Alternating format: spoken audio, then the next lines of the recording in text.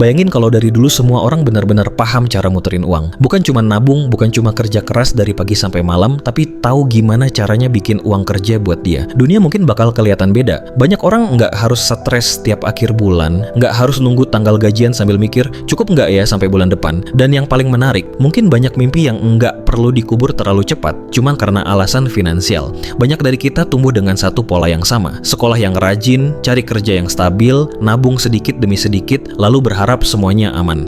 Pola ini nggak sepenuhnya salah, tapi ada satu hal penting yang sering banget nggak diajarin.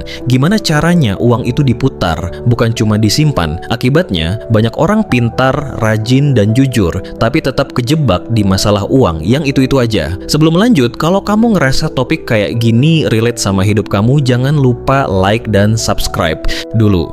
Biar channel ini terus ngebahas hal-hal yang bikin kita mikir lebih panjang soal uang dan hidup. Ada satu cerita yang sampai sekarang masih kebayang jelas. Cerita tentang seseorang yang hidupnya kelihatan aman dari luar. Kerja kantoran, gaji rutin, tiap bulan nggak pernah telat bayar apapun.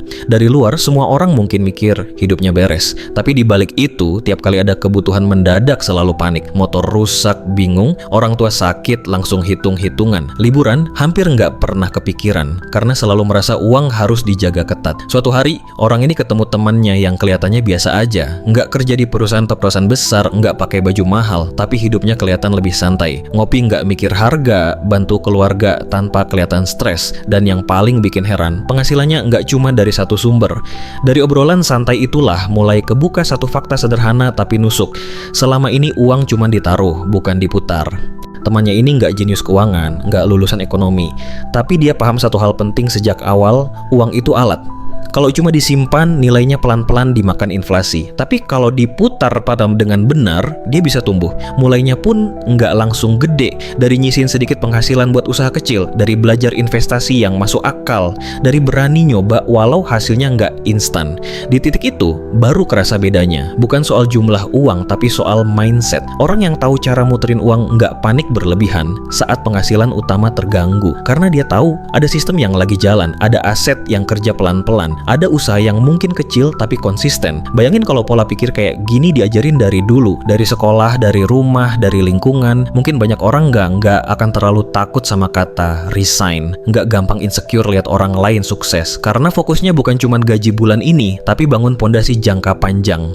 Masalahnya, banyak dari kita baru sadar soal ini setelah capek, setelah ngerasa kerja keras tapi jalan di tempat, setelah lihat orang lain yang kelihatannya santai tapi pelan-pelan maju. Dan sayangnya, ada juga yang keburu nyerah karena ngerasa sudah telat. Padahal belajar muterin uang nggak ada kata telat. Yang sering bikin susah itu bukan modal, tapi kebiasaan dan cara mikir. Terlalu nyaman di zona aman, terlalu takut rugi, terlalu sering mikir nanti aja kalau uang udah banyak. Padahal justru karena nunggu banyak, akhirnya nggak mulai-mulai. Cerita orang tadi berlanjut. Pelan-pelan dia mulai nyoba, nggak langsung gede, nggak langsung berhasil. Sempat rugi, sempat salah ambil keputusan. Tapi ada satu hal yang berubah. Dia belajar dari tiap kesalahan. Bukan buat nyalahin keadaan, tapi buat ngerti mekanismenya.